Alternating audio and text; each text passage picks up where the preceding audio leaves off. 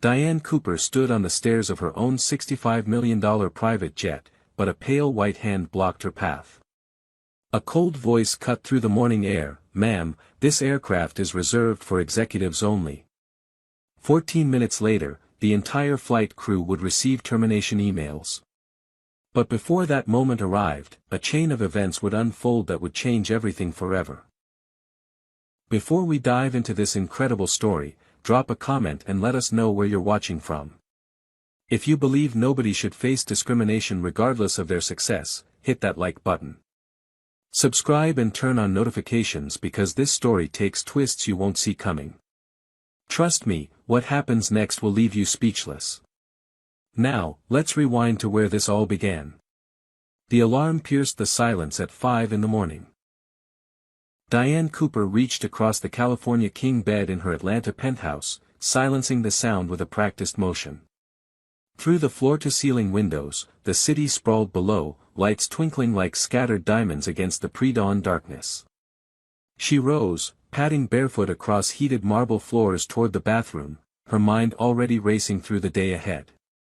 Today wasn't just another business trip. Today was the culmination of 6 months of negotiations, a $2.3 billion acquisition that would cement Cooper Technologies as the dominant force in artificial intelligence systems.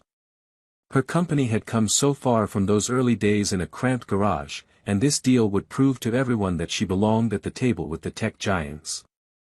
Steam filled the marble shower as Diane let the hot water cascade over her shoulders. She thought about the path that had led her here, a path nobody had expected a little black girl from the south side of Chicago to walk. Her mother had cleaned houses for wealthy families, coming home each night with stories about the beautiful homes and the people who lived in them. Young Diane would listen, fascinated, wondering what it felt like to live without worrying about next month's rent.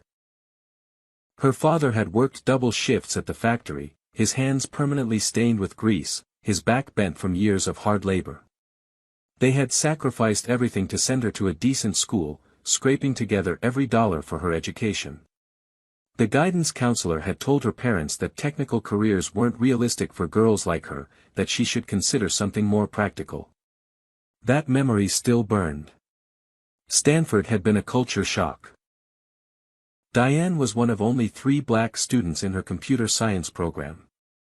Professors called on her less frequently, assumed she needed extra help, questioned whether she truly belonged in advanced courses. She studied twice as hard as everyone else, stayed up until 3 in the morning coding, earned perfect scores to prove she deserved her place. After graduation, 23 venture capital firms rejected her startup pitch. The 24th, run by an older white man who reminded her of her favorite professor, took a chance. Cooper Technologies was born in a garage in Palo Alto, just her and 2 Stanford classmates building AI systems that could revolutionize manufacturing. 25 years later, her company employed 14,000 people across 6 continents. Diane emerged from the bathroom wrapped in a plush robe, moving to her walk-in closet. She selected a tailored black pantsuit, crisp white silk blouse, and her favorite Louboutin heels. Professional, powerful, polished. The woman in the mirror looked every inch the billionaire CEO she had become. Last year, after Cooper Technologies went public with a valuation of $18 billion, Diane had made a decision. She purchased a Gulfstream G650, the finest private jet money could buy, customized with cream leather seats, mahogany accents, and technology that would make any tech enthusiast weep with joy. It wasn't just about luxury. It was a symbol, proof that a girl from the South Side could reach heights nobody thought possible. Her phone buzzed. Catherine, her executive assistant, was already at work despite the early hour. "Good morning, Ms. Cooper. Just confirming your departure from Peachtree DeKalb at 10 o'clock. Captain Richards and crew are prepping the aircraft now. Your meeting in San Francisco is scheduled for 3 o'clock Pacific time, and the hotel has your suite ready." Diane smiled, appreciating Catherine's efficiency. "Perfect. I'll be wheels up right on schedule. This deal is going to change everything, Catherine." Her assistant's warm laugh came through the speaker. "It already has, Ms. Cooper. The industry is buzzing about it. They're calling you the queen of AI. Diane laughed softly. Let's close the deal first, then they can call me whatever they want. She made herself a smoothie in the chef's kitchen, reviewing briefing documents on her tablet while she drank. The acquisition target, a smaller AI firm called Nexus Systems, had developed proprietary algorithms that would integrate beautifully with Cooper Technologies' existing platforms.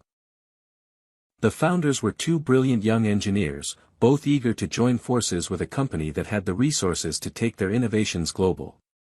Diane had personally courted them for months, convincing them that Cooper Technologies wasn't just another corporate giant looking to absorb and destroy.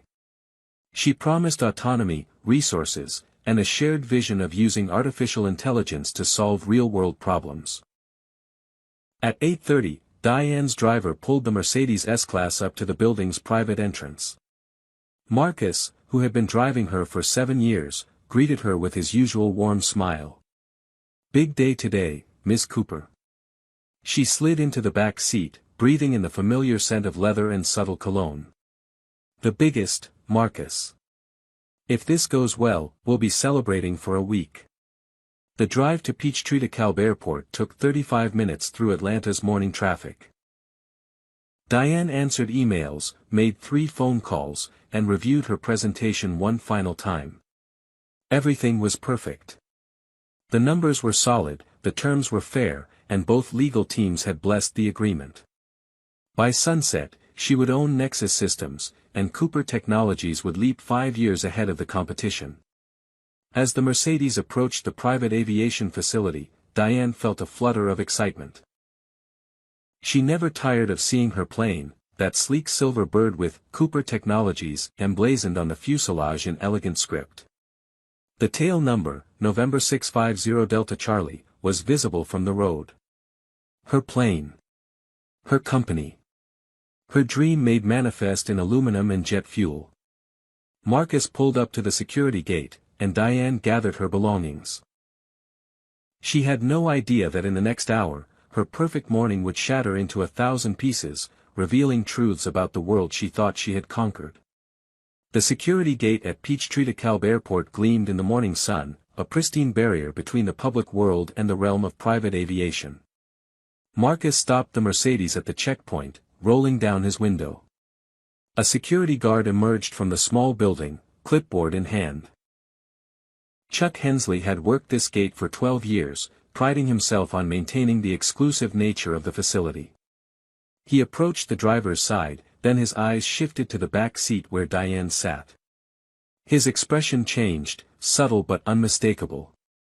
Diane had seen that look 1,000 times before, that flicker of surprise and suspicion when people saw a black face in a luxury vehicle. "Good morning," Marcus said pleasantly. "Ms. Cooper, owner of the Gulfstream G650 in Hangar 7. Chuck's eyes narrowed. He stepped closer to the back window, peering inside with undisguised scrutiny. "I'm going to need to see some identification and authorization documents." His tone carried an edge that hadn't been there a moment before. Diane felt her stomach tighten but maintained her composure. She had dealt with men like Chuck her entire career. "Of course," she replied smoothly, reaching for her purse.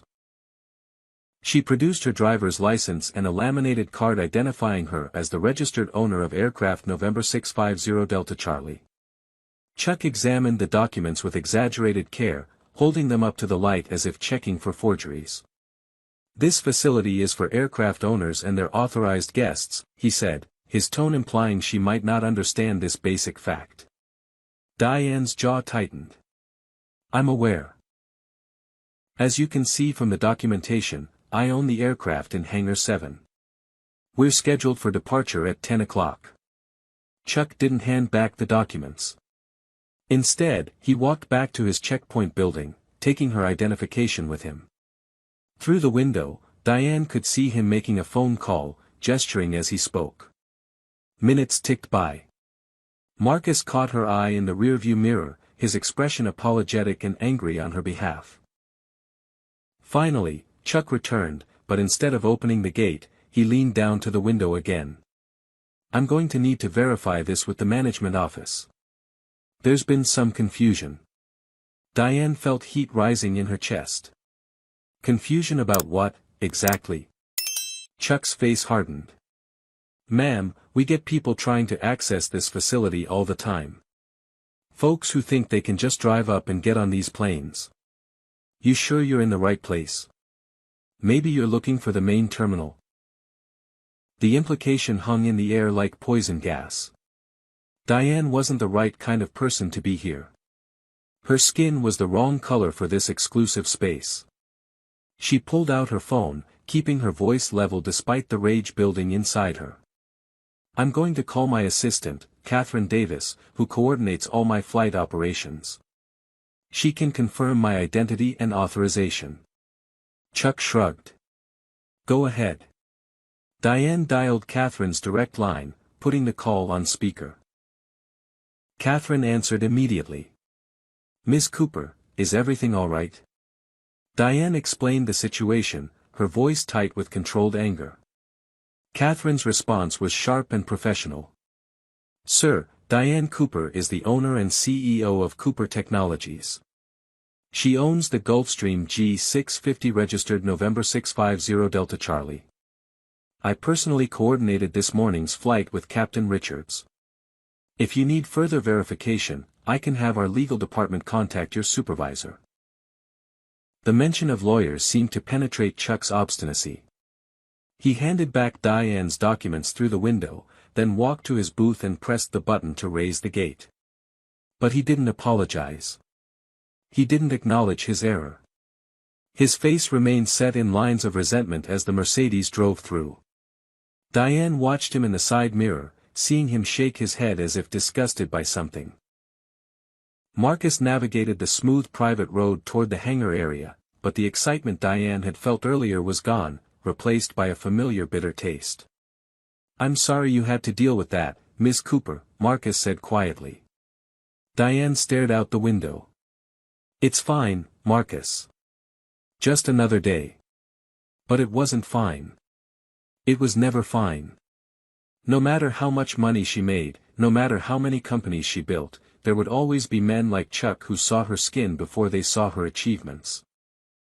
Hangar 7 rose before them, a massive structure of steel and glass that housed some of the most expensive aircraft in the region. The hangar doors stood open, revealing the gleaming fuselage of Diane's Gulfstream G650. Even in her current state of frustration, she felt a surge of pride seeing it. That plane represented everything she had worked for, every sacrifice, every late night, every moment of doubt overcome. Marcus pulled the Mercedes to a stop near the hangar entrance.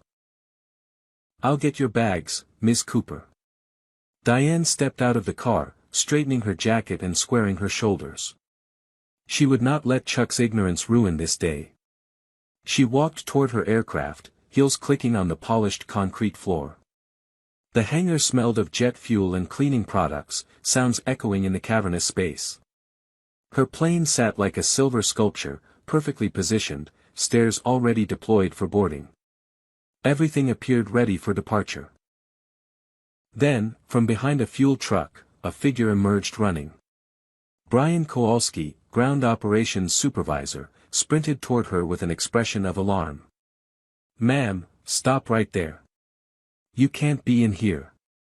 He positioned himself between Diane and her aircraft, arms spread wide as if she were an intruder trying to breach security. Diane stopped walking, confusion and irritation warring on her face. Excuse me. Brian was breathing hard, his face flushed red. This is a restricted area. Aircraft owners and authorized personnel only. You need to leave immediately. He pulled a radio from his belt, thumb hovering over the transmit button. Diane took a slow breath, fighting to keep her voice calm. I understand. This is my aircraft. I'm Diane Cooper, owner of this Gulfstream G650. She gestured toward the plane behind him. Brian's expression shifted to something between disbelief and amusement. His lips curled into a smirk. Right. And I'm the President of the United States. He laughed, a short bark of sound that echoed through the hangar. The laugh hit Diane like a physical blow. She had been doubted before, questioned, dismissed. But outright mockery, here, at her own aircraft, was a new level of disrespect. "I'm not joking," she said, her voice dropping to a dangerous quiet. "That is my plane. November 650 Delta Charlie. Registered to Cooper Technologies, of which I am founder and CEO. Now please step aside so I can board." Brian's smirk didn't fade.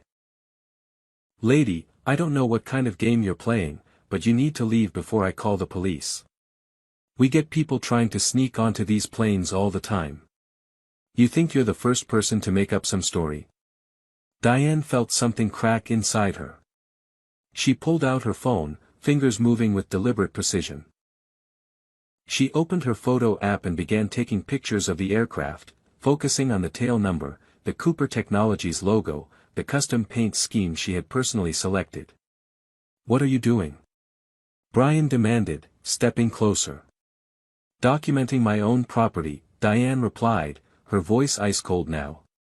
"And documenting your refusal to allow the owner access to her aircraft." Brian's face darkened. "That's it. I'm calling security." He lifted the radio to his mouth. "Security, this is ground ops. We have an unauthorized individual in Hangar 7. Need immediate assistance." Diane's heart pounded. This was insane. She was standing next to her own $65 million aircraft, being treated like a criminal. She quickly dialed Captain Richards' number, praying he would answer. The call went straight to voicemail. She tried the co-pilot. No answer. Where was her flight crew? They should be here, preparing for departure. Brian was watching her with suspicious eyes, radio still in hand. "Trying to call your accomplices," he sneered. Diane ignored him, scrolling through her contacts. She found the direct number for the airport's operations manager, someone she had met during the purchase process. Before she could dial, she heard footsteps. 2 more security guards were jogging toward the hangar, hands on their belts near their equipment. "That's her," Brian said, pointing at Diane as if she were a fugitive. "Claiming she owns the G650. Won't leave when asked." The security guards approached cautiously, hands visible but posture tense. One of them, an older man with gray hair, looked at Diane with less hostility than the others. "Ma'am, can you explain what you're doing here?" His tone was professional but wary. Diane felt exhaustion wash over her. How many times would she have to prove herself today? "My name is Diane Cooper. I own this aircraft. I'm scheduled to depart for San Francisco at 10 o'clock this morning. Captain Richards is my pilot. I have all the documentation on my phone. Would you like to see it?" The older guard nodded. "Yes, ma'am, that would help." Diane opened her email, pulling up the purchase agreement, registration documents, insurance certificates. The guard examined her phone screen, his expression gradually changing from suspicion to uncertainty. "These look legitimate," he said slowly. Brian jumped in. "Anyone can fake documents. How do we know those are real?"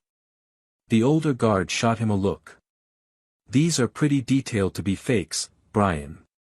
He handed the phone back to Diane. "Ma'am, I apologize for the confusion. Let me radio the flight crew and get this sorted out." Diane's hands were shaking now, adrenaline and anger coursing through her veins. "Thank you," she managed. But the damage was done. The morning's joy had curdled into humiliation. Diane couldn't wait any longer. Her meeting in San Francisco was critical, time-sensitive. Every minute spent proving her identity was a minute stolen from preparation. She made a decision, walking past Brian and the security guards toward her aircraft. "Ma'am, please wait," the older guard called, but Diane kept moving. Her heels rang against the metal stairs as she climbed toward the cabin door. The stairs felt steeper than usual, or perhaps that was just the weight of the morning pressing down on her. She reached the top step, and the cabin door stood open, revealing the cream leather interior she had personally selected. A figure appeared in the doorway, blocking her entrance. Jennifer Mitchell, chief flight attendant, stood with one hand on the door frame, her expression professional but cold. She was 35 years old, blonde, impeccably dressed in the Navy uniform of private aviation. "Ma'am, I'm sorry, but this aircraft is reserved for executives only. I'm going to have to ask you to deplane." The words hit Diane like a slap. Reserved for executives. As if she weren't standing on her own plane. As if the registration documents, the purchase agreement, the insurance policy all bearing her name meant nothing. As if her 25 years of building an empire from nothing had evaporated in Jennifer's eyes, leaving only a black woman where an executive should be. "I am the executive," Diane said, her voice shaking now with barely contained fury. "I own this plane. My name is Diane Cooper. I am the founder and CEO of Cooper Technologies. This is my aircraft." Jennifer's expression didn't change. She didn't step aside. Instead, she turned her head slightly, calling into the cabin. "Captain Richards. Could you come here, please? We have a situation." Diane heard movement inside, footsteps approaching. Captain Thomas Richards appeared behind Jennifer, a tall man in his 50s with silver hair and pilot's wings on his uniform. His eyes widened when he saw Diane. "Ms. Cooper. I didn't know you were here already. I was in the cockpit running pre-flight checks." Jennifer turned to Richards, confusion crossing her face. "You know her?" Richards looked appalled. "Know her? Jennifer, this is Ms. Cooper. The owner of this aircraft. Your employer." The color drained from Jennifer's face.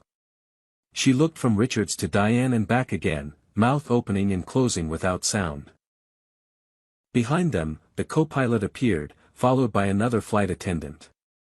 They crowded the doorway, creating an awkward tableau of shock and dawning horror. "But I thought," Jennifer stammered, "I thought the owner was. I mean, when I saw her, I just assumed." "What do you think Jennifer assumed?" Comment number 1: If you believe unconscious bias is still a major problem in corporate America, hit that like button if you've ever had to prove yourself because of how you look. And subscribe because this story is about to take a turn nobody expected. What should Diane do next? Should she accept an apology and move on, or is there a deeper issue that needs addressing? Let's find out. Diane stood perfectly still on the top step, looking at Jennifer's stricken face. She knew exactly what Jennifer had assumed. The flight attendant had seen a black woman approaching the aircraft and concluded, without conscious thought perhaps, that such a person couldn't possibly be the owner. The assumption was so automatic, so deeply ingrained, that Jennifer hadn't even questioned it. She had simply acted on it, blocking access, declaring the space off limits to someone she deemed unworthy. "What did you assume, Jennifer?" Diane asked quietly. The question hung in the air. Jennifer's face crumpled. "I'm so sorry, Ms. Cooper. I don't know what I was thinking. I just..." She trailed off, unable to articulate the assumption they all understood. Captain Richards stepped forward. "Ms. Cooper, on behalf of the entire crew, I apologize profusely. This is absolutely unacceptable. Please, come aboard. We're ready for departure." But Jennifer didn't move aside. She remained in the doorway, and Diane realized the flight attendant wanted something more. "I need to see proof of ownership," Jennifer said, her voice small but stubborn. The cabin went silent. Even Richards looked shocked. "Jennifer, I just told you she's the owner," he said sharply. Jennifer's face was red now, tears gathering in her eyes. "I know, but I need to verify. It's procedure." She was doubling down, unable to accept that her initial judgment had been so catastrophically wrong. Diane felt something shift inside her. This wasn't just about one ignorant security guard or one suspicious ground crew member. This was systemic. This was Jennifer, who worked on this aircraft, who had presumably seen documentation with Diane's name on it, still demanding proof because a black woman couldn't possibly own a $65 million jet. With trembling hands, Diane opened her phone again. She navigated to her secure files folder, pulling up the aircraft purchase agreement. She turned the screen toward Jennifer. "Is this sufficient proof?" Jennifer stared at the document, her face contorting as she read. Purchase agreement between Gulfstream Aerospace Corporation and Diane Cooper, CEO of Cooper Technologies. Purchase price, $65,200,000. Delivery date, June 15, 2024. The signatures were there, the notary seal, every legal detail confirming ownership. "And this," Diane said, swiping to another document. "Insurance policy." Notice the named insured. Diane Cooper, doing business as Cooper Technologies. And this, another swipe, registration with the Federal Aviation Administration. Tail number November 650 Delta Charlie. Owner, Diane Cooper. The co-pilot, standing behind Jennifer, whispered something Diane couldn't hear. Jennifer's shoulders slumped. She stepped aside, finally clearing the doorway. "I'm so sorry, Ms. Cooper. I made a terrible mistake. Please forgive me." Her voice cracked on the last word. Diane stepped into the cabin, her legs feeling weak. She walked past Jennifer without responding, past the shocked faces of the crew, toward her usual seat in the main cabin. The interior of the aircraft, which had always felt like a sanctuary, now felt contaminated. Every beautiful detail, the leather seats, the mahogany trim, the technology she had been so proud of, all of it was tainted by the morning's events. She sank into her seat, and only then did her hands start shaking uncontrollably. The phone nearly slipped from her grasp. Behind her, she could hear Jennifer crying softly, Richard speaking in low, urgent tones to the crew. The co-pilot was making apologies. Another flight attendant was asking if they could bring her anything. But Diane heard it all as if from a great distance. She stared at the bulkhead, seeing nothing, feeling the weight of 25 years pressing down on her shoulders. 25 years of being the only black woman in boardrooms. 25 years of having her credentials questioned. 25 years of being asked if she was really qualified, really belonged, really earned her place. And now, at the pinnacle of her success, standing on her own private jet purchased with money she had earned through brilliance and relentless hard work, she still had to prove she belonged. The cabin settled into an awful silence. Captain Richards had retreated to the cockpit, presumably to complete pre-flight checks, though Diane suspected he was also avoiding the toxic atmosphere in the main cabin. Jennifer stood near the galley, her face blotchy from crying, occasionally sneaking glances at Diane. The co-pilot and the other flight attendant had made themselves scarce, disappearing into their workstations.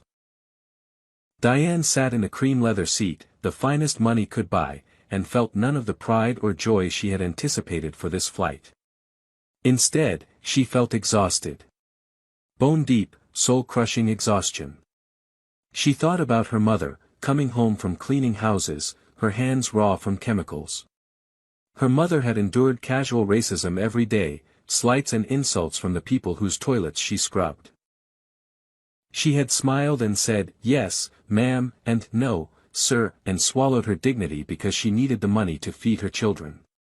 Diane had promised herself she would never have to do that.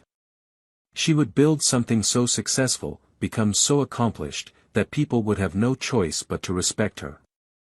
But here she sat, in a jet she owned outright, having spent the morning being treated like a criminal trying to steal access to a space that was legally, financially, completely hers.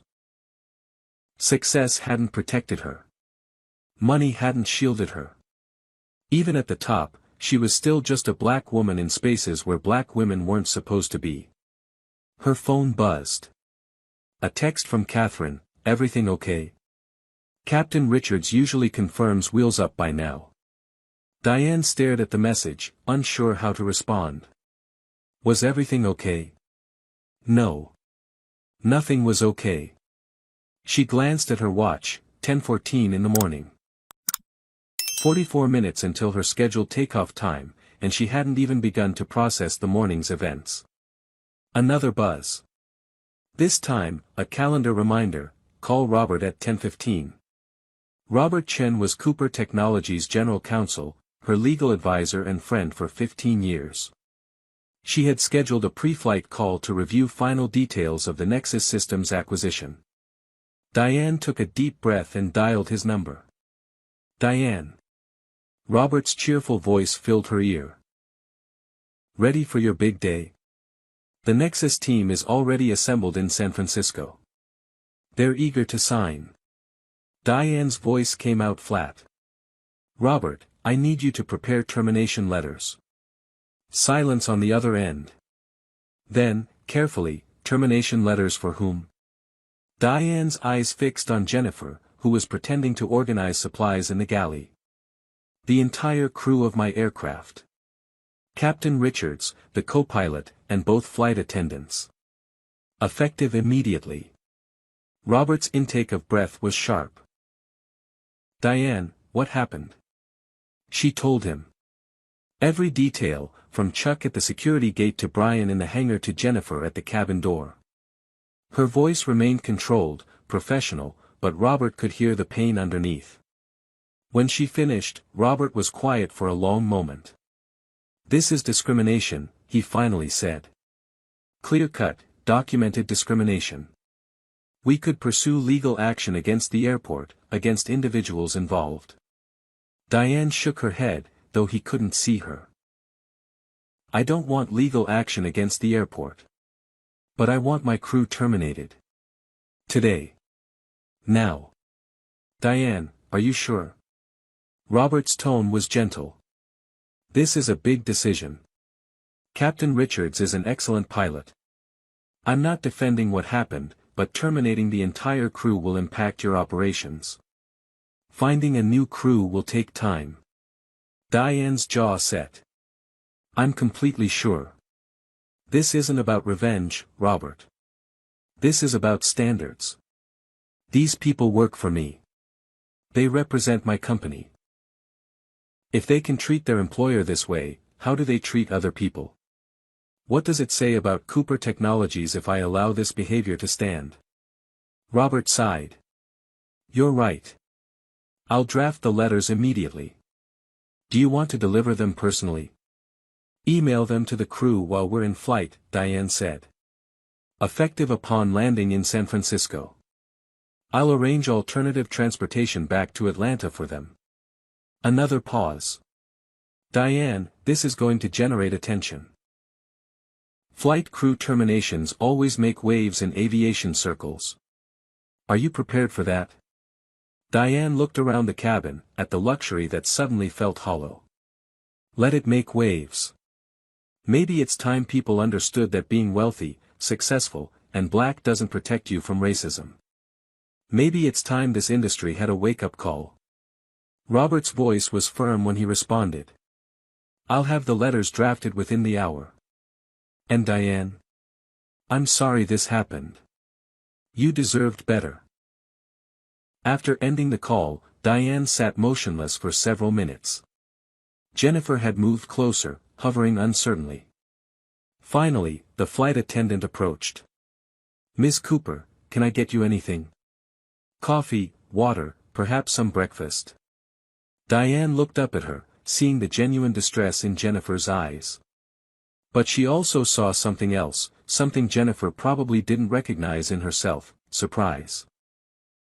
Even now, even after seeing all the documentation, part of Jennifer was still surprised that Diane Cooper, black woman, owned this aircraft. The bias ran too deep to be erased by proof.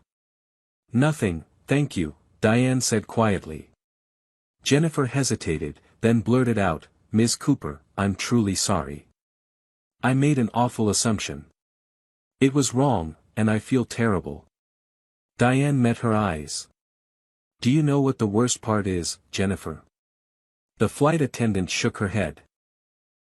The worst part is that you see a black woman and automatically assume she doesn't belong. You didn't ask questions. You didn't verify. You just decided, in that instant, that I couldn't possibly be the owner. And that assumption was so powerful that even when Captain Richards told you who I was, you still demanded proof. Tears spilled down Jennifer's cheeks. I don't know why I did that. I swear I'm not a racist person. Diane's laugh was bitter. That's what everyone says. But racism isn't just burning crosses and slurs. It's the little assumptions, the instant judgments, the different standards applied based on skin color. You didn't ask a white executive in a suit for proof of ownership, did you? But you asked me. Jennifer had no response. She stood there, crying silently, and Diane felt no satisfaction in her tears. She felt only tired. You can return to your duties, Diane said. We'll be taking off soon. Jennifer nodded and fled toward the galley. Captain Richards' voice came over the intercom. Ms. Cooper, we're ready for departure whenever you are. Tower has cleared us for taxi to runway 27. Diane closed her eyes. The show must go on. The business deal must be completed. The world kept turning, indifferent to her humiliation. Proceed with departure, Captain, she said, her voice steady despite everything. The engine spooled up, that distinctive whine of jet turbines building power. The aircraft began to move, rolling smoothly out of the hangar. Through the window, Diane could see the ground crew, including Brian, watching the plane taxi past. She wondered if they realized who had been standing in that hangar, who they had treated like an intruder. She wondered if they cared. The Gulf Stream climbed through 30,000 feet, Atlanta falling away beneath them. Inside the cabin, the atmosphere remained strained. Captain Richards' voice had been professional but subdued during the safety announcements. Jennifer and the other flight attendant, a younger woman named Amy, moved through their duties with unusual quietness. Diane opened her laptop, determined to focus on the Nexus Systems presentation. Numbers swam before her eyes, meaningless. She tried to review the financial projections, the integration timelines, the synergy analyses. Nothing penetrated. Her mind kept replaying the morning, each moment of doubt and dismissal cutting fresh. Her phone chimed. An email from Robert Chen with 4 attachments. Termination letters, as requested. Ready to send on your word. Call me if you want to talk. Diane downloaded the letters, reading through each one. They were professional, legally precise, citing violation of company non-discrimination policies and failure to maintain professional standards expected of Cooper Technologies representatives. There was no anger in the language, just cold corporate finality. She looked at the send button, her finger hovering. Was she doing the right thing? Captain Richards had apologized. He hadn't been the one blocking her entry. Was it fair to terminate him? But then she remembered his earlier words, I didn't know you were here already. Why hadn't he known? Shouldn't the captain of an aircraft be aware when the owner was scheduled to board? Had he been briefed on the passenger manifest for today's flight? Had any of them bothered to look at photos of Diane Cooper, the woman who paid their salaries and owned their workplace? Or had they simply never imagined that the owner might not look like the other wealthy white executives they ferried around the country? The finger came down. For email sent. Diane watched the sending bar fill, committing to her decision. 30 seconds later, she heard a sharp gasp from the galley. Jennifer's voice, high and distressed, oh my God. Amy, did you get this email? Diane closed her laptop and waited. The aircraft cabin that had felt so spacious suddenly seemed very small. Footsteps approached, hesitant, terrified. Jennifer appeared, phone clutched in her shaking hand. Her face was ashen. Ms. Cooper, please. Please, you can't do this. I have a family. My daughter is starting college next year. This job, it's everything. I made a mistake, a terrible mistake, but please give me another chance. Diane looked at the woman begging before her. She felt no triumph, no satisfaction. Just sad recognition of a pattern that repeated itself endlessly across corporate America. Jennifer, sit down. The flight attendant sank into the seat across from Diane. Do you know what you saw when you looked at me this morning? Diane asked quietly. Jennifer shook her head, still crying. You saw a black woman. Not a CEO. Not an executive. Not someone who could possibly own a $65 million aircraft. You saw skin color, and everything else became impossible in your mind. That's the definition of racism. But I didn't mean it that way, Jennifer protested. I wasn't thinking about race. I just thought. She trailed off, realizing the trap she'd walked into. Diane leaned forward. You just thought what? That a black woman couldn't be standing at the door of an expensive private jet unless she was lost. Unless she was trying to get somewhere she didn't belong. That's exactly what racial bias looks like. It's not conscious. It's automatic. And that's what makes it so damaging. Jennifer's sobs intensified. Please, Ms. Cooper. I need this job. I'll do anything. I'll take sensitivity training. I'll apologize publicly. Just please don't fire me. Captain Richards emerged from the cockpit, his face grave. Ms. Cooper, I received your email. I want you to know that I take full responsibility for the crew's behavior. If you're going to terminate anyone, terminate me.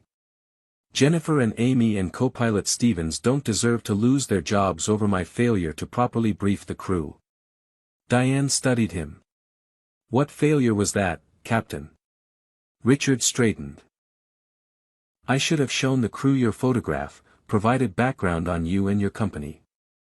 I should have made sure everyone understood who the owner of this aircraft was. That's my job as captain, and I failed.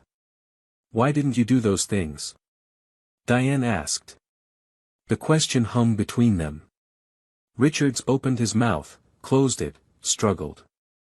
Finally, I suppose I never thought it was necessary. The owner was going to board, that was all the crew needed to know. Diane nodded slowly. And if I had been a white man in a suit, would Jennifer have blocked the door?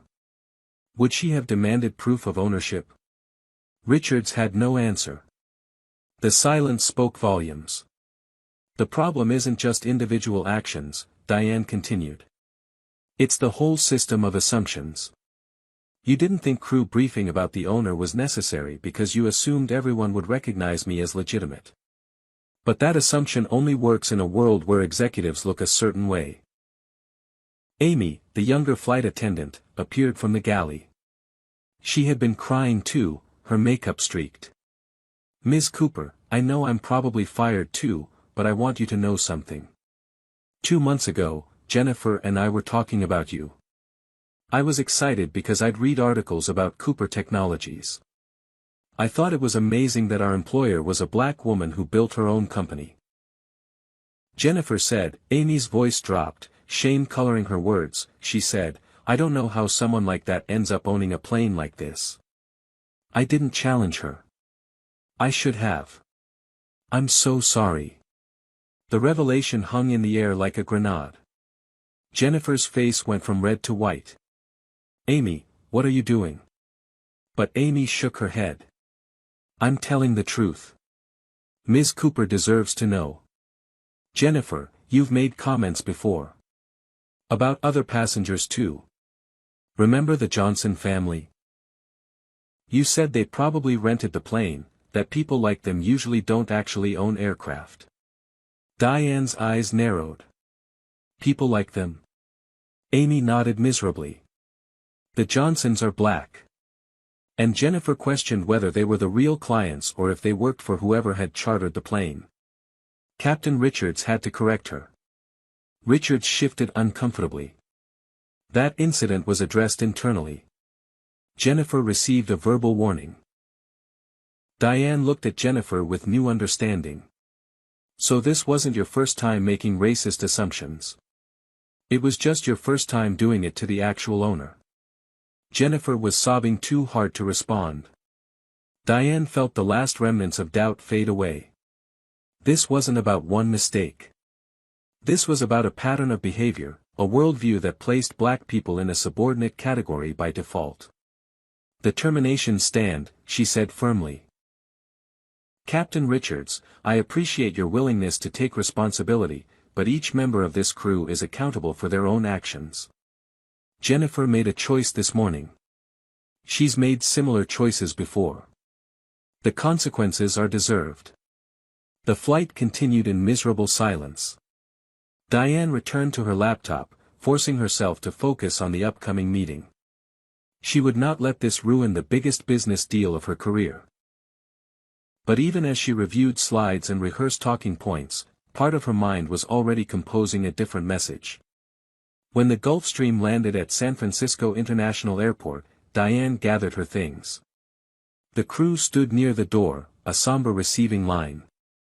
"Your transportation back to Atlanta will be arranged and paid for," she told them. "I wish you luck in your future endeavors." She descended the stairs without looking back. In the car to her meeting, Diane opened LinkedIn on her phone.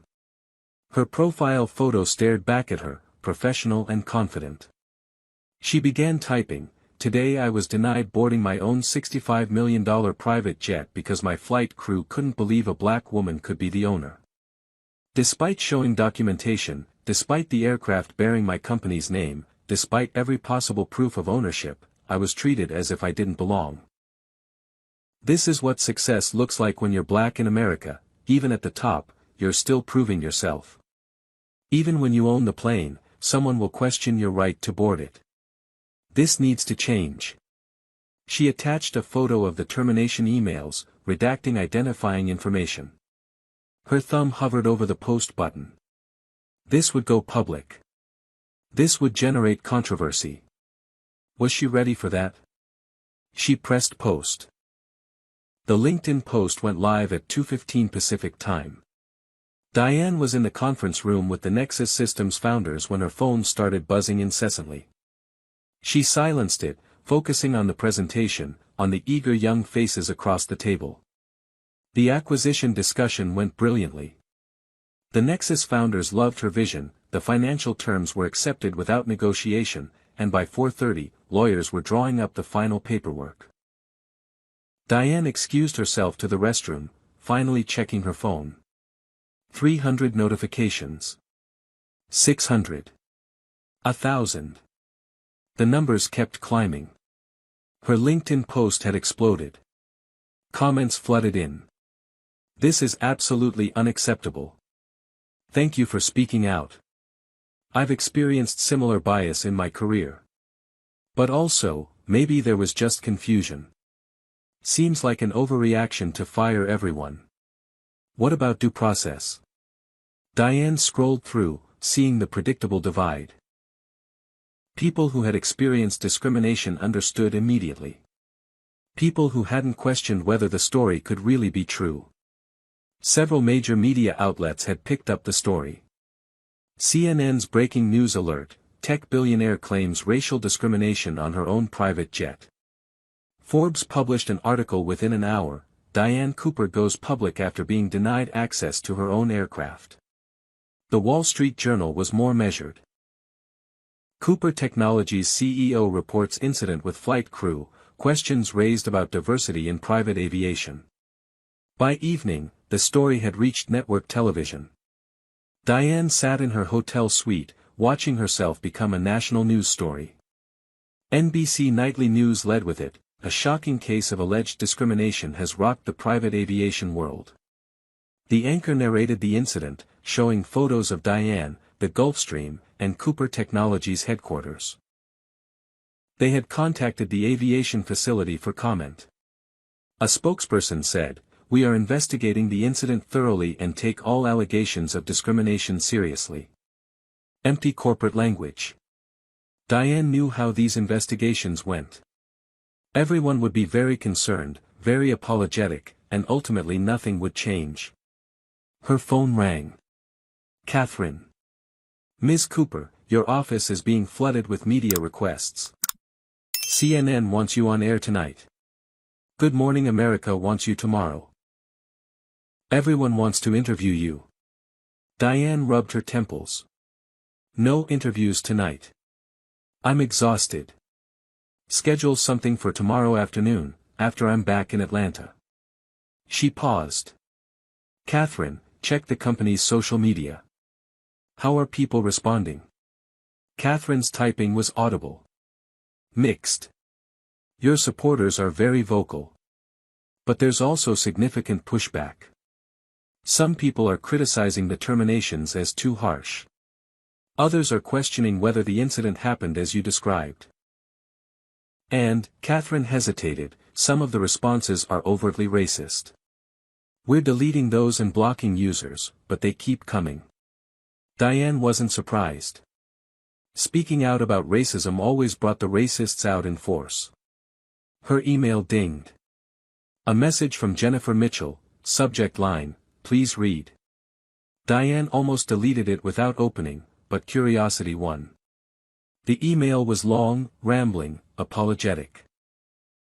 Jennifer described her upbringing in rural Georgia, her father's casual racism, the things she'd been taught growing up. I'm not making excuses, but I want you to understand that I never consciously decided to be racist. It was just how I was raised. Meeting you, having this happen, has forced me to confront things about myself I never wanted to see. I know you won't reverse your decision, and I don't blame you. But I want you to know that I'm seeking therapy. I'm enrolling in diversity courses. I'm going to become better, even though it's too late to save my job. The email felt genuine, but Diane knew that genuine remorse didn't undo harm. She didn't respond. Instead, she turned on the television. MSNBC was running a segment about implicit bias in corporate settings. A psychologist explained, people like Jennifer Mitchell often genuinely believe they're not racist. But years of cultural conditioning create automatic associations. When we see someone whose appearance doesn't match our mental prototype of executive or owner, our brains flag them as out of place. It happens in milliseconds, before conscious thought intervenes. CNN invited Jennifer Mitchell on air. Diane watched in surprise as her former flight attendant appeared via video link, sitting in what looked like a modest living room. The host asked pointed questions. Why did you assume Ms. Cooper wasn't the owner? Jennifer's face was blotchy from crying. I don't have a good answer. I looked at her, and my first thought was that she must be in the wrong place. I'm ashamed of that thought. I'm ashamed that I acted on it without questioning why I was making that assumption. Ms. Cooper deserved respect, and I failed to give it to her. The host pressed, do you think you would have reacted the same way to a white executive? Jennifer's pause was long. No. I don't think I would have. And that's the ugly truth I have to live with. Social media erupted again. Half the comments praised Jennifer for her honesty. The other half condemned her for trying to rehabilitate her image. Diane watched it all with detached fascination. The incident was taking on a life of its own, becoming a national conversation about race, wealth, and the persistence of discrimination. But then the conversation took a turn. Internet investigators began digging into Jennifer's social media history. Someone found a Facebook post from 2 years ago where Jennifer had shared an article about welfare reform with the comment, maybe if people worked harder instead of looking for handouts. The comment wasn't explicitly racist, but the racial subtext was clear. Another post emerged, this one from 2019, where Jennifer had commented on a story about police shootings. If they just comply with officers, none of this would happen. The context made the racial implications obvious. Twitter exploded. The hashtag #MitchellExposed trended. More posts surfaced, showing a pattern of racial insensitivity. Jennifer's Facebook went private, but screenshots circulated. The narrative shifted. Jennifer went from sympathetic figure seeking redemption to someone whose racism ran deeper than one bad moment. Conservative outlets defended her, social media mob destroys woman's life over single mistake. Liberal outlets were harsher. Pattern of racist behavior revealed in Cooper jet incident. The truth, Diane thought, was probably somewhere in between. Jennifer was a product of her environment, but she was also responsible for never questioning the worldview she'd inherited. The story spread internationally. The BBC ran a segment about discrimination in luxury industries.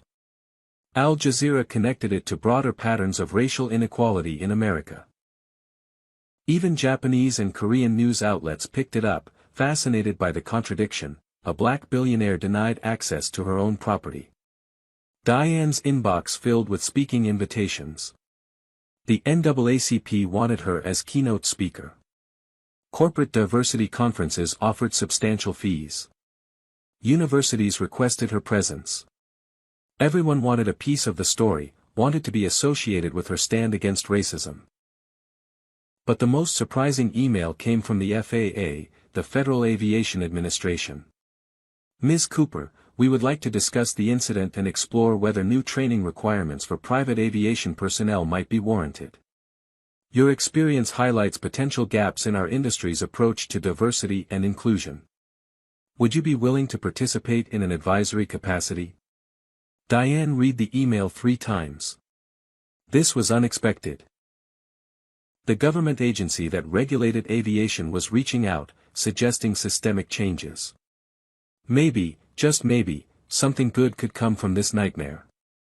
She forwarded the email to Robert Chen with a note: let's talk about this. This could be bigger than one incident. Cooper Technologies stock, which Diane had worried might suffer from controversy, actually rose. Investors apparently approved of a CEO willing to take a stand on principle, even at personal cost. The stock climbed 12% over the next week. Business publications analyzed the Diane Cooper effect, noting that consumers increasingly preferred companies with strong diversity commitments. The Nexus Systems acquisition closed without incident, and the young founders publicly stated they were proud to join a company led by someone with Diane's courage. Everything, somehow, was working out. But Diane felt hollow. Success born from trauma wasn't really success. It was just making the best of a terrible situation. 2 weeks after the incident, Diane's assistant Catherine forwarded an email with the subject line, "Please read," from Jennifer Mitchell. Diane almost deleted it immediately. She had received hundreds of emails, many from people she didn't know offering opinions on her decisions. She didn't need another plea from her former employee. But something made her open it. The email was different from Jennifer's previous message. It was thoughtful, detailed, obviously composed over many hours. Ms. Cooper, I'm attaching a 50-page document I've written about my experience and what I've learned since that day.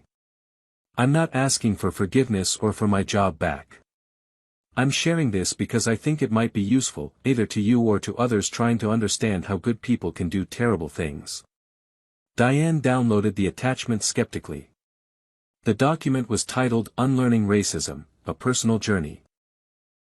It began with Jennifer's childhood in rural Georgia, her father who was a police officer, the casual racism that permeated her community. I was taught that black people were dangerous, lazy, looking for handouts. I was taught that the civil rights movement had fixed everything, and anyone complaining about racism now was just playing the victim. I absorbed these messages without questioning them because everyone around me believed the same things.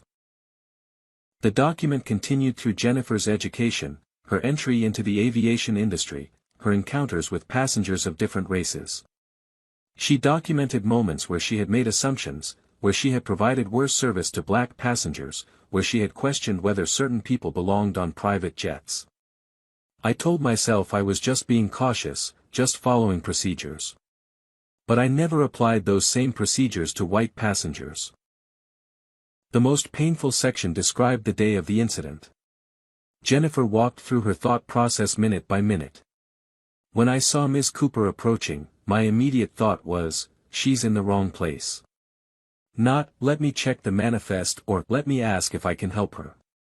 Just automatic certainty that she didn't belong. When Captain Richards told me she was the owner, I experienced cognitive dissonance so severe that I demanded proof. I literally could not reconcile my image of aircraft owner with the black woman standing in front of me. Even seeing the documentation, part of my brain kept insisting there must be some mistake. Jennifer described the aftermath: losing her job, the media scrutiny, the discovery of her old social media posts. I was humiliated. Angry. I felt like a victim. And then I started therapy. Her therapist had specialized in racial trauma and bias. She made me understand that my feelings of victimhood were nothing compared to what I had inflicted on Ms. Cooper. She made me see the difference between feeling embarrassed about being called racist and actually doing the work to change racist thought patterns. Jennifer had enrolled in diversity courses, attended workshops, read extensively about systemic racism and implicit bias. It's been the most painful education of my life. Recognizing that I'm not a good person who made one mistake, but rather a person shaped by a racist society who needs to actively work against my conditioning every single day. The document concluded with a proposal. I want to dedicate the rest of my career to preventing others from making my mistakes. I'm developing training materials for aviation professionals, particularly private aviation where diversity is minimal. I'm offering to speak at industry conferences, to share my story as a cautionary tale. I'm willing to be publicly uncomfortable if it means other people learn without inflicting the harm I caused. Attached to the document was a draft training program, surprisingly sophisticated, covering unconscious bias, microaggressions, and practical strategies for recognizing and interrupting racist assumptions. Diane finished reading and sat back in her chair. She had expected another apology, another plea for leniency. Instead, Jennifer had done something Diane hadn't anticipated: genuine transformative work. The question was whether that work was sincere or performative. She called Catherine. Can you research Jennifer Mitchell's activities over the past 2 weeks? I want to know if this document matches her actual behavior. Catherine called back an hour later. Ms. Cooper, I found something interesting. Jennifer has been volunteering at an organization called Aviation Diversity Alliance. She's been speaking at local schools, encouraging minority students to consider careers in aviation. She's also enrolled in a graduate certificate program in diversity and inclusion. And, Catherine paused, she's been attending therapy twice a week. I confirmed it through public Instagram posts she's been making about her journey. Diane made a decision. She called Jennifer's number, which she had saved from previous emails. Jennifer answered on the second ring, her voice tentative. Ms. Cooper. They agreed to meet at a coffee shop in Atlanta, neutral territory. Diane arrived early, choosing a corner table where they could talk privately. When Jennifer walked in, Diane was shocked by the change in her appearance. The woman who had stood confident and professional in her flight attendant uniform now looked gaunt, tired, years older. They sat across from each other, awkward silence stretching between them. Finally, Jennifer spoke. Thank you for meeting me.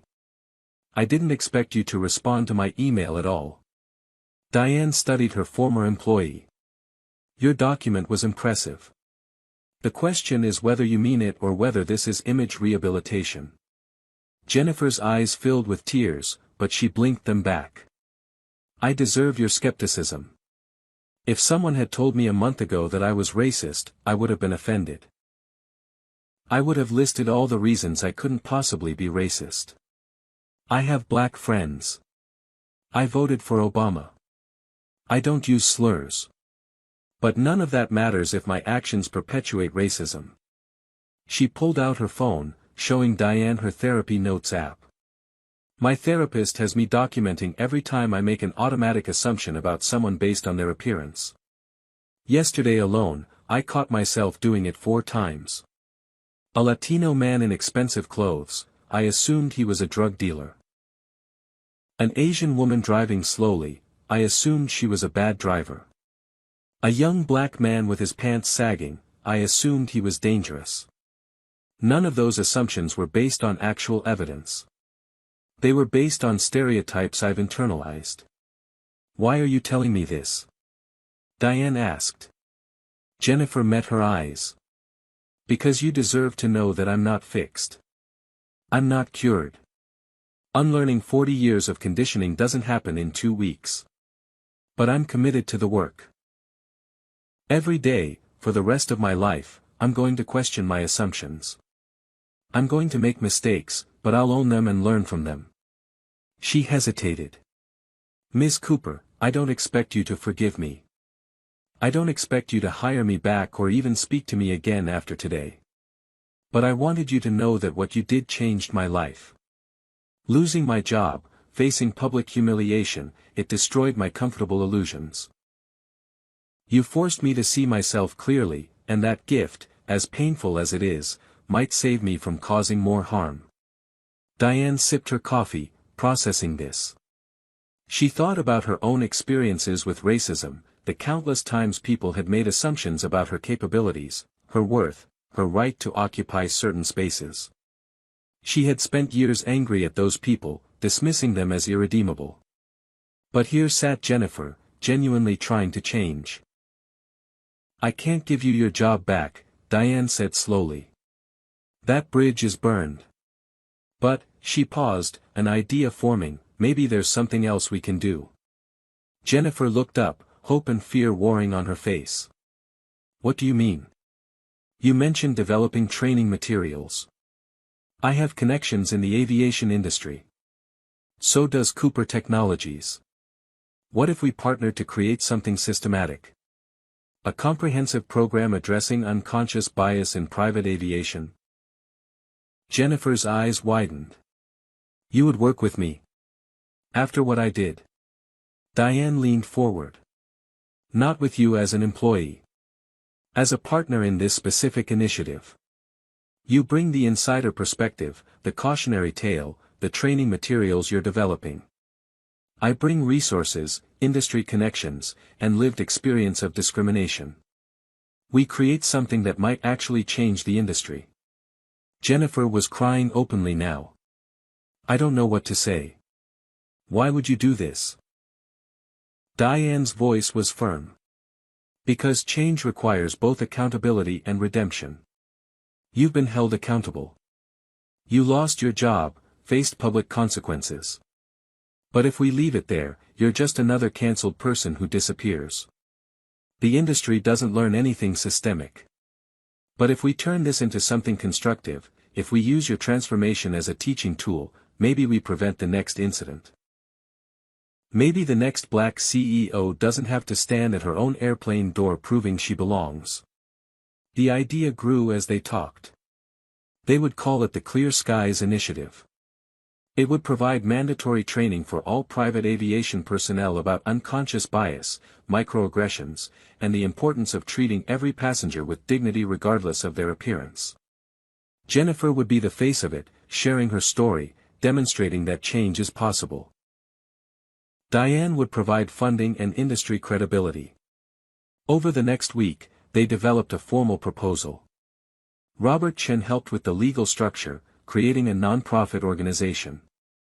They approached the Federal Aviation Administration with the Clear Skies Initiative, proposing it as a voluntary certification program that could eventually become mandatory. The FAA was receptive, seeing it as a low-cost way to address diversity issues that were getting increasing attention. Private aviation companies, nervous about their own liability after the publicized Cooper incident, began signing up. Within a month, Clear Skies had commitments from 30 companies to implement the training. Jennifer moved to a small apartment near Cooper Technologies headquarters, working full-time on curriculum development. She and Diane met weekly, their relationship evolving from antagonistic to professional to something approaching mutual respect. 12 months after the incident, Diane Cooper stood at the top of the stairs leading into her Gulfstream G650. The morning sun glinted off the aircraft's polished aluminum skin, and a gentle breeze carried the smell of jet fuel mixed with fresh-cut grass from the airfield. But everything else was different. Captain Aisha Williams, a 38-year-old black woman and one of the few female pilots in private aviation, stood at attention inside the cabin door. "Good morning, Ms. Cooper. Beautiful day for flying. We're ready for departure whenever you are."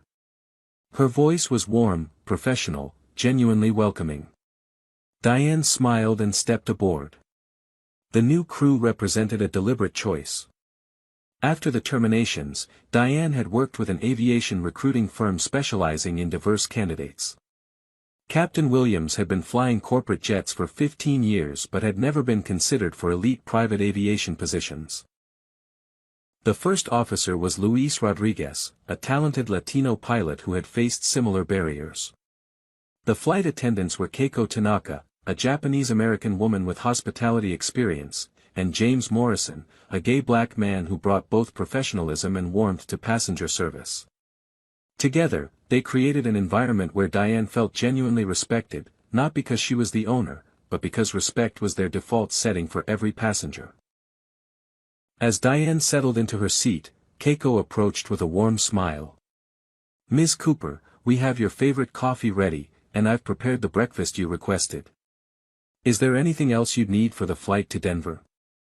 The difference from a year ago was stark. No suspicion, no demands for proof, no subtle suggestions that she didn't belong. Just excellent service provided with dignity. Diane thanked her and opened her laptop. Today's trip was significant.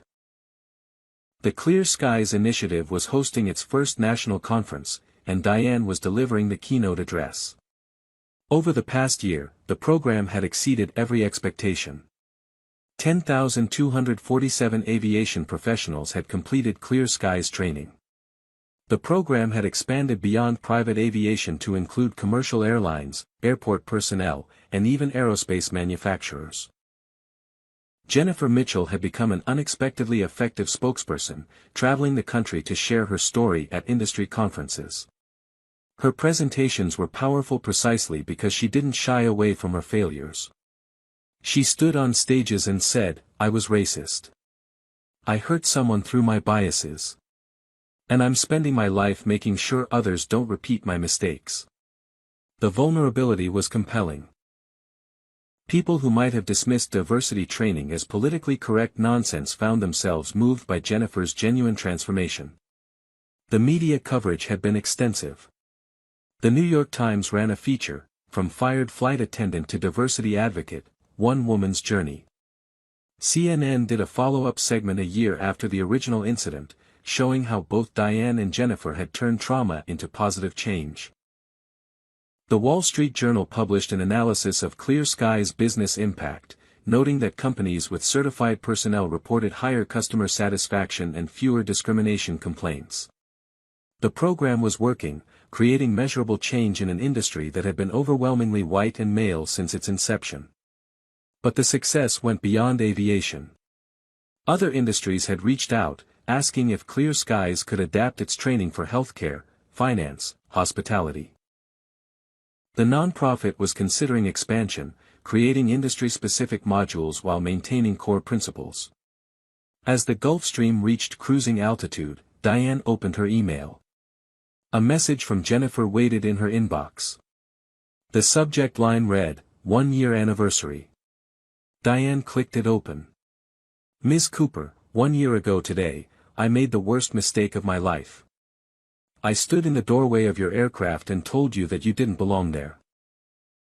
Today, I'm standing on stages across the country, ensuring that no one else makes that mistake." 10,247 people trained. Thousands more scheduled. Entire aviation companies restructuring their hiring and training around Clear Skies principles. "This doesn't erase what I did to you. Nothing can. But maybe it prevents the next incident. Maybe the next black CEO, the next Latino executive, the next Asian entrepreneur boards their aircraft and experiences only respect. Thank you for seeing the possibility of redemption in someone who didn't deserve it. With gratitude and ongoing commitment, Jennifer." Diane composed a reply. "Jennifer, you're right that it doesn't erase the harm. But it does demonstrate something important. people can change if they're willing to do the uncomfortable work. You lost your comfortable job and your comfortable illusions. In return, you gained awareness and purpose. That's not a bad trade. Keep doing the work. The industry needs voices like yours. Diane. She hit send and gazed out the window. Below, America sprawled in patchwork fields and winding rivers. From 35,000 feet, the divisions seemed less significant. But Diane knew they existed, persistent and damaging. Race still mattered. Bias still operated. A black CEO could still face discrimination at the door of her own aircraft. But now there was clear skies. Now there was training. Now there were 10,000 people who had learned to recognize their unconscious biases, to question their automatic assumptions, to treat every person with dignity regardless of appearance. It wasn't enough. It would never be enough until the system itself changed. But it was something. Her phone buzzed again. Catherine's message appeared: conference organizers report 1,500 attendees for today's event. Media requests are through the roof. And you won't believe this. The FAA is proposing to make Clear Skies certification mandatory for all private aviation operators starting next year. You did it, Ms. Cooper. You're changing the industry. Diane smiled, but it was bittersweet. She had changed the industry by being humiliated, by standing at her own airplane door and being told she didn't belong. That was the price of progress, apparently.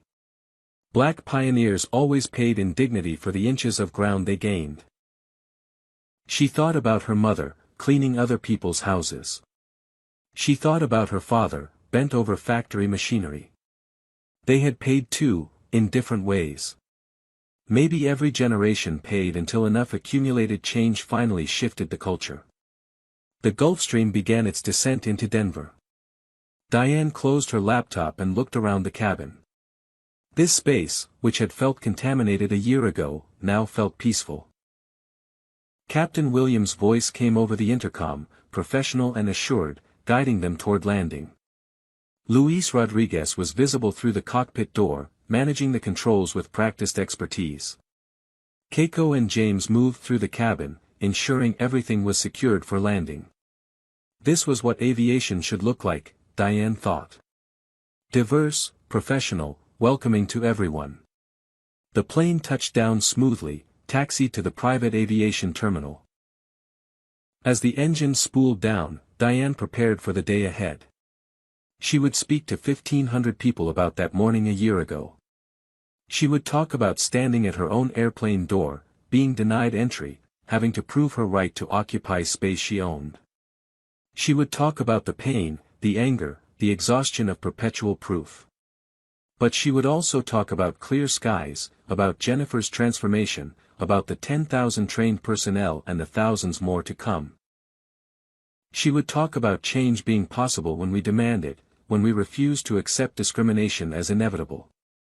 The cabin door opened. Captain Williams appeared, her smile genuine. Ms. Cooper, thank you for flying with us today. It's an honor to be your captain.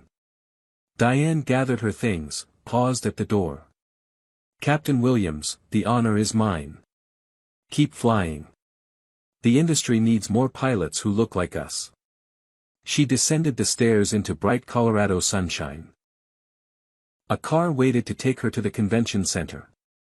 As they drove through Denver's streets, Diane rehearsed her speech mentally. She would open with that moment a year ago, the shock of being blocked from her own aircraft. She would describe the cascade of assumptions, from the security guard to the ground crew to the flight attendants. She would talk about the decision to terminate the crew, the backlash, the support, the viral media storm. Then she would introduce Jennifer, who would take the stage and share her own story of confronting bias.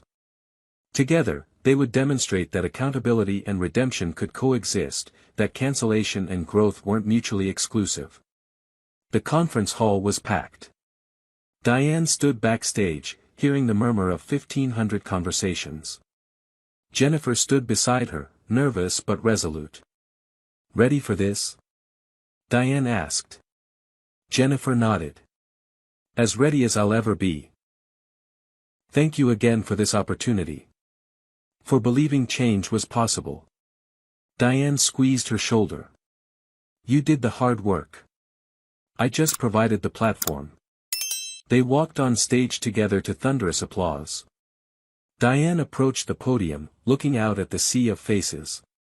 Aviation professionals, diversity consultants, corporate executives, journalists. Everyone wanted to understand how one humiliating incident had sparked an industry-wide movement. Diane began to speak.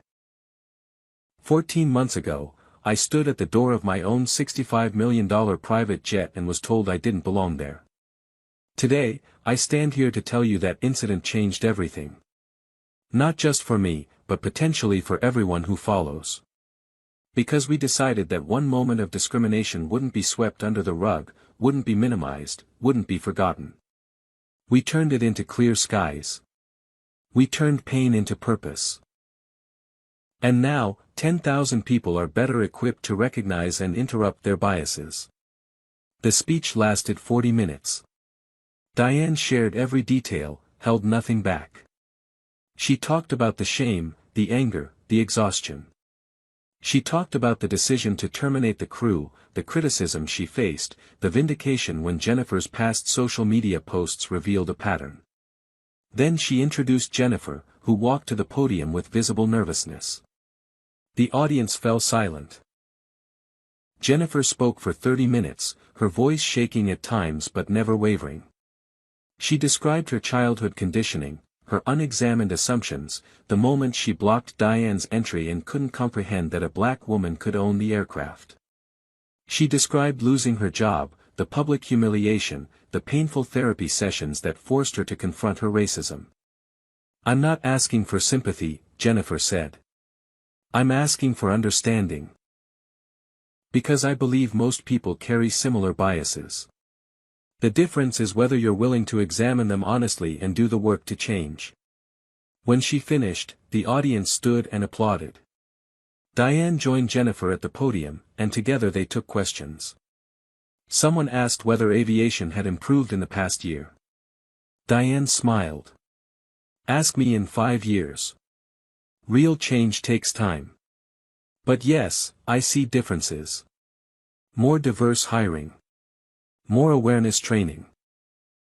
More companies taking discrimination seriously because they know there are consequences. Another question, do you regret terminating the entire crew?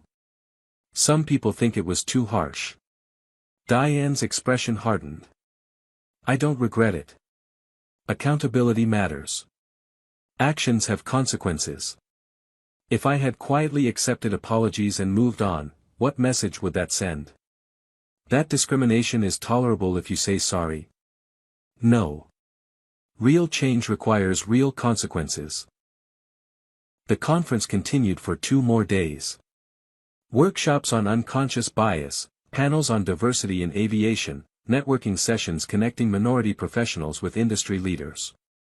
Clear Skies had become more than a training program. It was a movement, a community, a statement that the aviation industry would no longer tolerate casual racism. On the flight back to Atlanta, Diane opened her laptop one final time. She began drafting a proposal titled Clear Skies 2.0. Expanding to commercial aviation. If the program had worked in private aviation, why not scale it? Why not train flight attendants at Delta, United, American Airlines? Why not certify every person who worked in airports, from ticket agents to TSA officers to baggage handlers? The potential was enormous. She typed for 2 hours, outlining structure, funding needs, partnership opportunities. By the time the Gulfstream landed in Atlanta, the proposal was complete. Diane sent it to the Clear Skies board with a note, next phase. Let's change the entire industry. Captain Williams' voice came over the intercom. Ms. Cooper, we're on the ground in Atlanta. Welcome home. Diane smiled. Home. After everything, Atlanta still felt like home. The city where her company was born, where her plane was based, where a year ago she had faced humiliation at her own aircraft door. But also the city where change had begun, where Clear Skies was launched, where the future was being built one trained professional at a time. She descended the stairs into warm Georgia evening. Marcus waited with the Mercedes, his familiar smile welcoming. "Good trip, Miss Cooper." She slid into the back seat, suddenly exhausted. "Very good, Marcus. We're changing the world, one conversation at a time." As they drove toward her penthouse, Diane reflected on the year. It had started with trauma, humiliation, anger. It had transformed into purpose, movement, hope. That morning 14 months ago, standing at her airplane door being told she didn't belong, she could never have imagined this outcome. The pain had been real, the discrimination undeniable. But from that moment of exclusion had come clear skies, had come 10,000 trained professionals, had come Jennifer's transformation, had come industry-wide discussions about bias and belonging. The work wasn't finished. Racism persisted. Discrimination continued. Somewhere tonight, another black professional was probably being questioned, doubted, told they didn't belong in spaces they had every right to occupy. But now there was a response, a framework, a community committed to change. Now there was proof that accountability could coexist with redemption, that consequences could lead to growth, that pain could transform into purpose. Diane's phone buzzed one final time. An email from the FAA, proposal approved. Clear Skies certification will become mandatory for all private aviation operators beginning January 1st. Congratulations on creating meaningful change. Diane closed her eyes, letting satisfaction wash over her. Mandatory certification. Industry-wide standards. Measurable, enforceable change. That morning at the airplane door hadn't destroyed her. It had launched something bigger than herself. Because everyone deserves to fly without judgment. Everyone deserves to occupy space without proving their right to exist there. Everyone deserves to be treated with dignity, regardless of skin color, regardless of expectations, regardless of who thinks they belong. The Mercedes pulled up to her building. Diane gathered her things, preparing to step back into her life. But she wasn't the same person who had left 14 months ago.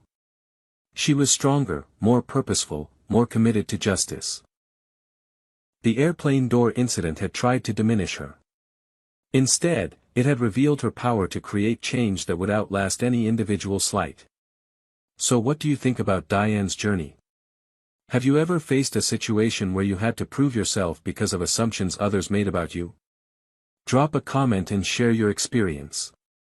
If this story moved you, hit that like button and subscribe to our channel for more powerful stories about overcoming discrimination and creating change. Share this video with someone who needs to hear this message. Because change happens when we refuse to stay silent, when we hold people accountable, and when we believe redemption is possible through genuine work. Thank you for watching, and remember, never let anyone tell you that you don't belong in spaces you've earned the right to occupy. Keep flying high, keep breaking barriers, and keep demanding the respect you deserve. Until next time, stay strong and stay inspired. This story reveals profound truths about discrimination in America. Success and wealth don't shield anyone from racism. Diane Cooper owned a $65 million jet, yet still faced assumptions based solely on her skin color. The incident teaches us that bias operates automatically, often without conscious intent. Jennifer Mitchell didn't consider herself racist, yet her actions revealed deeply ingrained prejudices. This demonstrates how cultural conditioning creates reflexive judgments that bypass rational thought. The story also shows that accountability matters. Diane's decision to terminate the crew sent a clear message: discrimination has real consequences. Without accountability, harmful patterns persist unchallenged. However, the narrative doesn't end with punishment. Jennifer's transformation proves that people can change when forced to confront their biases honestly. Her journey from defensive denial to genuine self-examination illustrates that growth requires discomfort and sustained effort. The Clear Skies initiative demonstrates how individual incidents can spark systemic change. By creating mandatory training programs, Diane ensured her experience would prevent future discrimination. The lesson here is powerful: speaking out matters. Silence protects the status quo, but courage to share painful experiences can reshape entire industries. Finally, the story reminds us that dignity is non-negotiable. Everyone deserves respect regardless of appearance, background, or expectations. When we demand better treatment and refuse to accept discrimination as inevitable, we create space for meaningful transformation that benefits everyone. Have you or someone you know ever been judged unfairly because of how you look? Share your story in the comments below.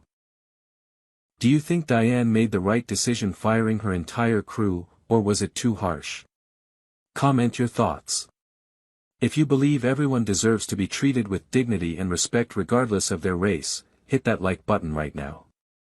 Subscribe to our channel and turn on notifications so you never miss powerful stories about overcoming adversity and fighting injustice. Share this video with friends, family, and colleagues who need to understand how racism still affects successful people at every level. Thank you for watching and for being part of this important conversation. Your engagement helps these stories reach more people and creates awareness that can spark real change. Remember, speaking up against discrimination isn't just about individual incidents, it's about building a better world for everyone. Stay strong, stay vigilant, and keep demanding the respect you deserve.